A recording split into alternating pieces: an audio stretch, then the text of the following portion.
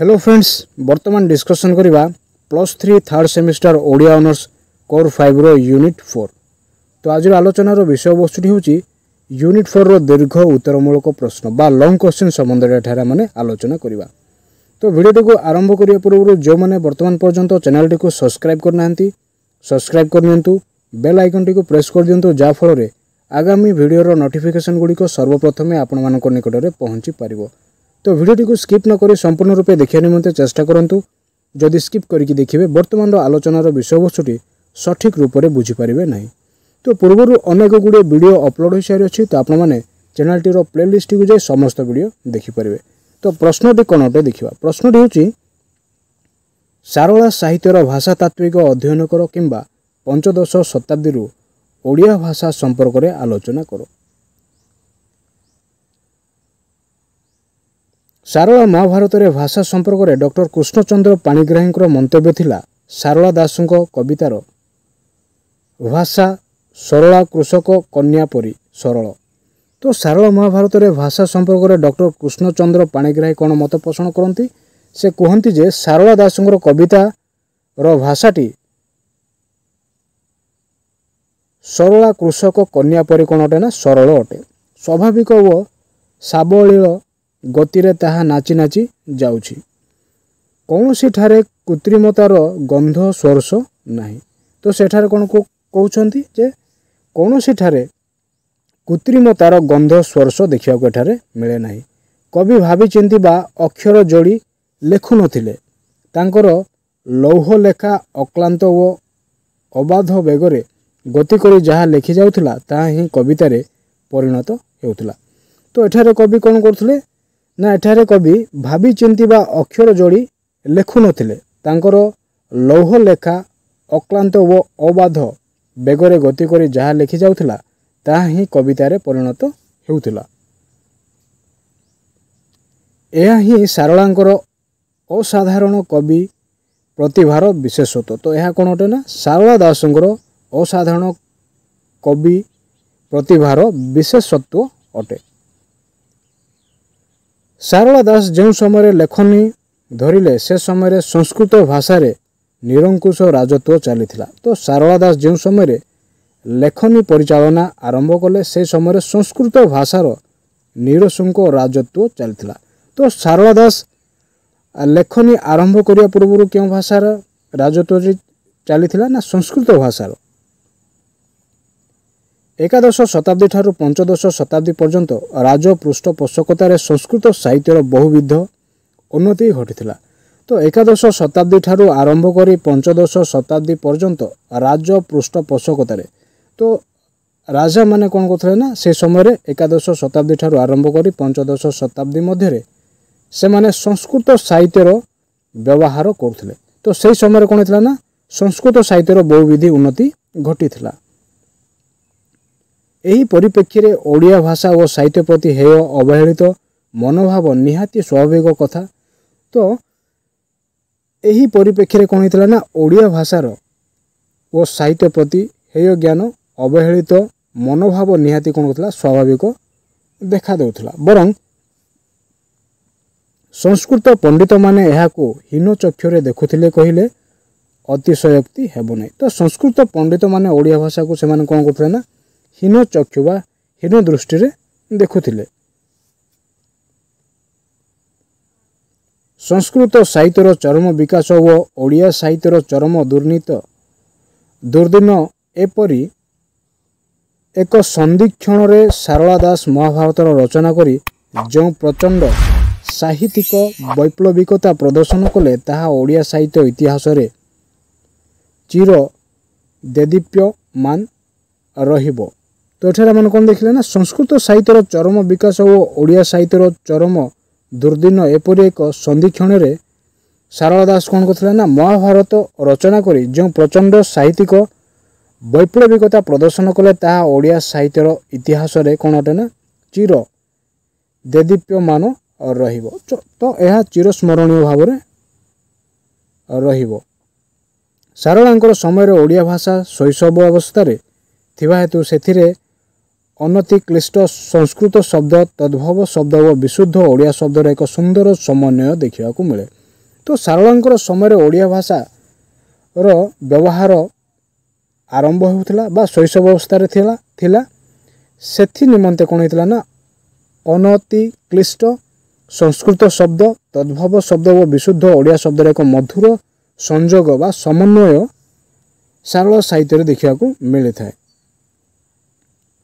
संस्कृत शब्दर व्यवहार तो बर्तमान आम देखा संस्कृत शब्दर व्यवहार किभली भाव होता सारलांका ग्रंथ में संस्कृत शब्दगुड़िक व्यवहार कौशल अवलंबन करा साधारण पाठकर मध्य बोधगम्य होता है। तो सारलांकर ग्रंथ में संस्कृत शब्दगुड़िकर व्यवहार कौशल अवलंबन करा साधारण पाठकर मध्य बोधगम्य होता है। उदाहरण स्वरूप अपचय आखंडल मंजूषा ऐरावत निरस्त्र अग्निदृश्य रूप पुरुष दुर्दूर बारांगना रात्रिचोर शणित सुनाशीर इत्यादि। तो ये समस्त हूँ संस्कृत शब्द व्यवहार किए करते ना सारला दास करते। तद्भव शब्दर व्यवहार किभली भाव होता निजर अपरिसीम बुद्धिमत्ता हेतु कवि सारला दास संस्कृत शब्दरू अनेक तद्भव शब्द सृष्टि करछन्ति सेगुड़िक मध्यरु किछि निम्नरे उल्लेख करा जाई अछि। तो सारला दास तद्भव शब्द को किभली भाव व्यवहार करछन्ति वर्तमान माने देखिबा। उभय को किभली भाव व्यवहार करा जायछि वध भगिनी बहिणी कनक कणय धिक भाष झिंगास पंचानन बा पंचाण कात्यायनी अर्थात कांतानी।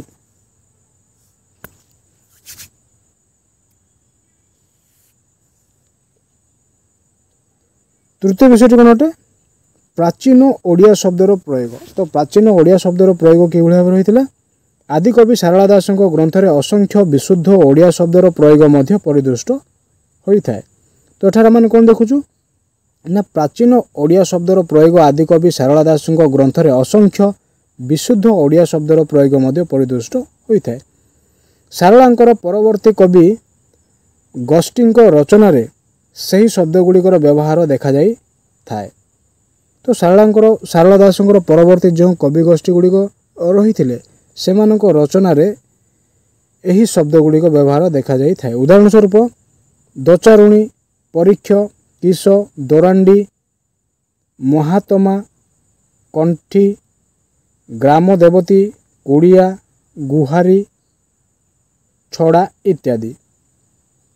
चतुर्थ विषय कौन अटे स्वर वर्ण परिवर्तन। तो स्वर वर्ण कि भाव परिवर्तन देखा जाए महाभारत में व्यवहृत केतेक शब्द रे स्वर वर्ण परिवर्तन होइअछि। उदाहरण स्वरूप समुद्र तो तार परिवर्तन कि भाव रही समुद्र हुए होए दुहिता दहिता कामिनी कामिनी एभली भाव। तो पंचम विषय कौन अटे व्यंजन वर्ण रे परिवर्तन। तो व्यंजन वर्णर परिवर्तन कि भाव रही खेल खेड़ सड़ छड़ भकति भगति उपकार उपसार। उच्चारण रे शक्तिपात हेतु हकार आगम होई अल्प प्राण व्यंजन महाप्राण व्यंजन वर्ण परिणत होता है। उदाहरण स्वरूप हाथ हाथ थाए थाट भारत भारत भ्राता भ्राता संगातुणी संघातुणी एभली भाव। सारलांकर रचना विशेष पद विशेषण भाव व्यवहृत होगा मध्य देखा जाए। तो सारलांक रचना विशेष पद विशेषण भाव व्यवहृत होगा मध्य देखा जाई थाए। उदाहरण स्वरूप शांति शांत तृप्ति तृप्त विस्मित विस्मय विवेक विवेकी। तो 8 नंबर विषयटी कौन अटे सारला साहित्य सुंदर शब्द विन्यासर परिलक्षित हुए एथिरु एक मनज्ञ विकसित साहित्य प्रयोगर सूचना मिले। तो सारला साहित्य सुंदर शब्द विन्यास परिलक्षित होता है जो एक मनज्ञ विकसित साहित्यर प्रयोगर सूचना देखा मिलता है। गह गह हस लह लह जीवा धन धान्य टहटह हस रटमट रण आंठू आणी पाणी रण झण खंडा ସ୍ତ୍ରୀକୂଳ ଉତ୍ତମା, ଅହି ସୁଲକ୍ଷଣୀ, ଜନି ଯୌବନ, ଘଣ୍ଟି ଘାଗୁଡ଼ି, ଦେବଙ୍କୁ ଦୁର୍ଲଭ ଯେ, ଅନ୍ଧାରୀ ବିଜେ, ଜଗତେଣ ଜିତା। তো এই সমস্ত বিষয় কোন অটে? এই সমস্ত বিষয় হচ্ছে সারলা সাহিত্যর শব্দ বিন্যাস গুড়িক অটে। 9 নম্বর বিষয়টি কোন অটে? শব্দ সংকোচন ও প্রসারণ। তো সারলা সাহিত্য সময় সারলাঙ্ক সাহিত্যরে শব্দ সংকোচন ও প্রসারণ কিভাবে ভাবে রয়েছিল? শব্দ সংকোচন হেতু যুধিষ্ঠির স্থাନରେ যুঝେষ্টি এবং শব্দ প্রসাରଣ ହେତୁ କୁନ୍ତୀ ସ୍ଥାନରେ କୈନ୍ତିର ପ୍ରୟୋଗ ଦେଖିବାକୁ ମିଳିଥାଏ। ସାରଳାଙ୍କର କ୍ରିୟା ପ୍ରୟୋଗ ଅତ୍ୟନ୍ତ ଚିତ୍ତାକର୍ଷକ। ଏଥିରେ ଉଭୟ ସଂସ୍କୃତ ଓ ପ୍ରାକୃତ ଭାଷାର କ୍ରିୟା ଗଠନ ରୀତି ପରିଦୃଷ୍ଟ ହୋଇଥାଏ। ତ ସାରଳାଙ୍କର କ୍ରିୟା ପ୍ରୟୋଗ ଅତ୍ୟନ୍ତ ଚିତ୍ତାକର୍ଷକ। ଏଥିରେ କ'ଣ ହୋଇଥାଏ ନା ଉଭୟ ସଂସ୍କୃତ ଓ ପ୍ରାକୃତ ଭାଷାର ମଧୁର ସମନ୍ୱୟ ଦେଖିବାକୁ ମିଳିଥାଏ। ଉଦାହରଣ ସ୍ୱରୂପ ଦେଖିବା, ଦେଖସି, ଥାଆସି, ଯାଆସି, ଯାସି, କହସି, ଶୁଣସି। ଦ୍ୱିତୀୟଟି ହେଲା ଗାନ୍ତି, ଗାବନ୍ତି, ଲବନ୍ତି, ବଦୟନ୍ତି, ବୋଲନ୍ତି, ବଜାବନ୍ତି, ହନ୍ତି, ପକାବନ୍ତି, ଆରୋପନ୍ତି ଇତ୍ୟାଦି। ତୃତୀୟଟି ହେଲା କରିଲେ, ଘେନିଲେ, ସୁମରିଲେ, ହୋଇଲେ, ଉଠିଲେ। ଚତୁର୍ଥ ବିଷୟଟି ହେଲା ଲେଖନ୍ତେ, ପଢ଼ନ୍ତେ, ଛୁଅନ୍ତେ। ପଞ୍ଚମଟି ହେଲା ଦେଇଣ, କରିଣ, ହଇଣ, ଉପୁଜାଇଣ, ପ୍ରହାରିଣ। ଷଷ୍ଠଟି ହେଲା କାନ୍ଦୋଇ, ପାଇଁ, ପକାଇ, ହଇଁ, ଉପୁଜଇଁ। ପରବର୍ତ୍ତୀ ବିଷୟଟି ହେଉଛି ହୋଇଲା, କରିଲା, ଉଦ୍ଧାରିଲା ଇତ୍ୟାଦି। ତ ବସନ୍ତେ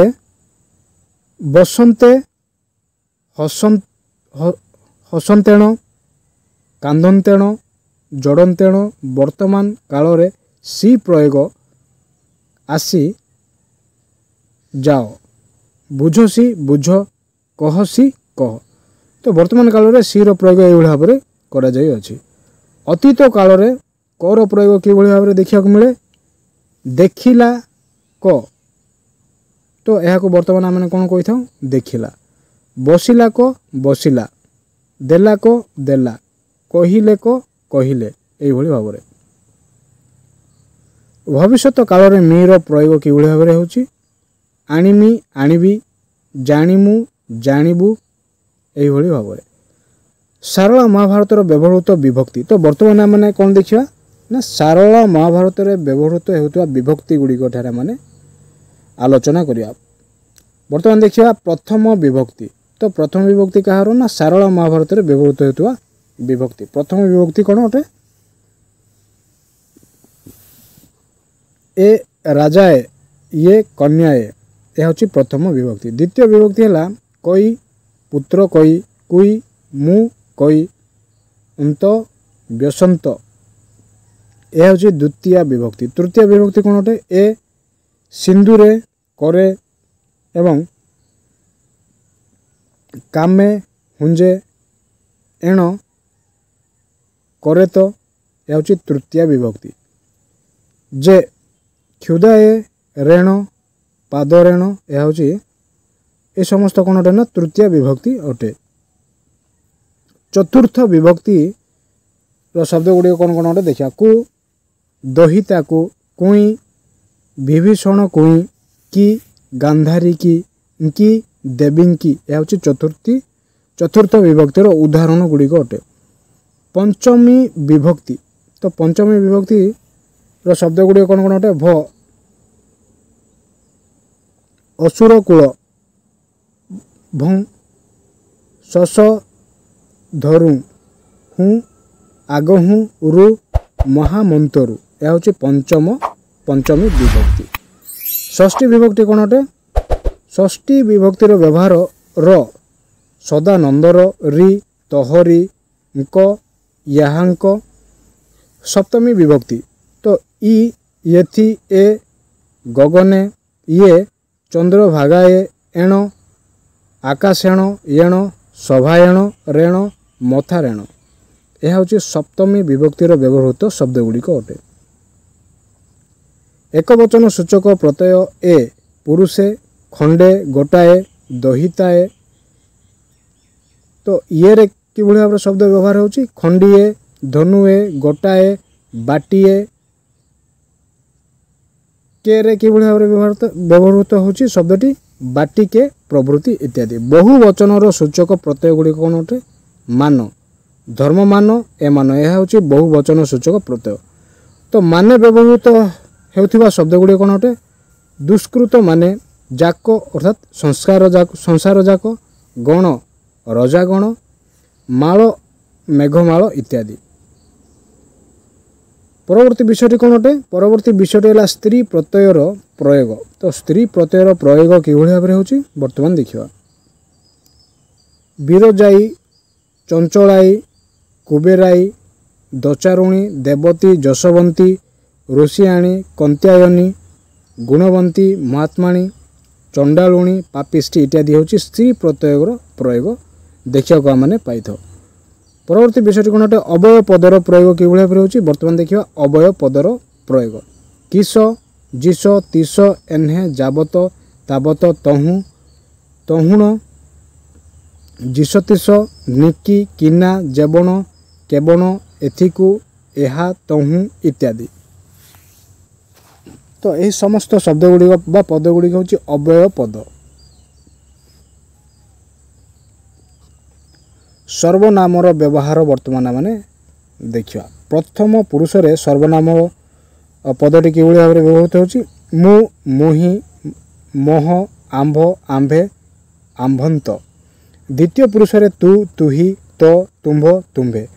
तृतीय पुरुष रे से सेही सेहु से माने। तो आत्मवाचक रे कि भाव में प्रयोग करा जाए शब्दटी आपे आपन्ना। प्रश्न सूचक रे के केही केहू। दूर निर्देशक अर्थ रे ताहा। निकट निर्देशक अर्थ रे होची ए ये येहा येहु।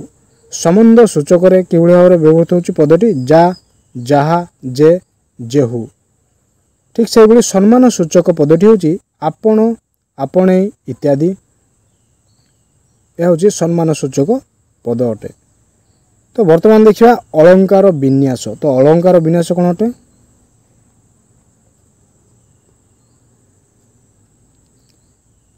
नासा पटांतर कणय घटण सभा तिल फूल पटांतर करती नुहई अबा। यह हूँ अलंकार विन्यासर उदाहरण गुड़िक अटे। तो द्वितीय रहा उलट कदली जानी ताहार बेनी जानू मदन धनु की सिंधिला कृषाणु। तृतीय है जड़े जेसनेक क्रीडंत राजहंस पंथी सही रूपे कन्या चालई हंस गति। चतुर्थटी है अत्यंत निबिड़ जे कुच बेनी सभा अनंग भंडार कूढ़ करिअछि अबा। तो यही समस्त चारोटी उदाहरणटी कौन अटे ना अलंकार विन्यास गुड़िक अटे। संस्कृत शब्द गुड़िकर व्यवहार केतेक स्थान में तद्भव रूप बा विकृत रूप धारण करिअछि। तो संस्कृत शब्द गुड़िक व्यवहार केतेक स्थान में कौन होछि ना तद्भव रूप बा विकृत रूप धारण करिअछि। उदाहरण स्वरूप सैन्य सैन्य निरस्त्र निसहस्त्र निसहस्र दृश्य दृश्य पुरुष पुरुष पशु प्रसु दर्शन दर्शन दुर्मति द्रुमति इत्यादि।